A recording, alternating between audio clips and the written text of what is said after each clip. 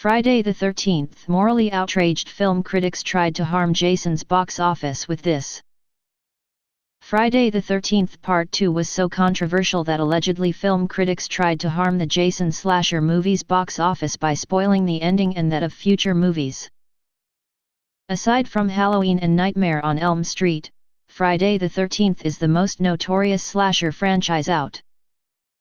However, 1981's Part 2 featured so much accumulative violence that it faced opposition from the Motion Picture Association of America.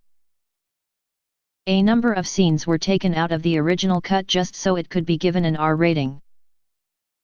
Despite box office success, the Jason sequel received mainly negative reviews.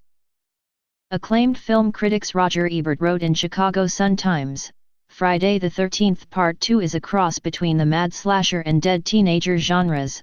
About 24 movies a year feature a mad killer going berserk, and they're all about as bad as this one. Some have a little more plot, some have a little less.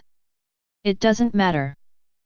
Now the Sentinel has claimed that morally outraged Ebert and fellow critic Gene Siskel hated it so much they tried to harm the franchise's box office takings by spoiling the film's endings in their reviews.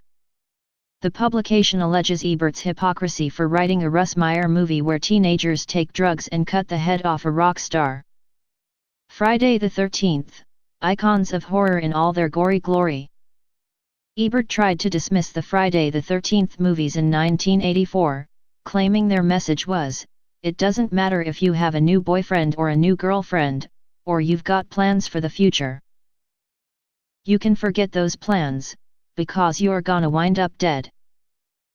Nevertheless, the Sentinel defends the franchise, claiming the films are a reminder of our mortality and that we won't always be young. The writer argues, Jason is death. Jason is your reminder that you won't always be young. Jason is letting you know that while you're partying and having fun, he's hiding just past the tree line, waiting. Inevitable.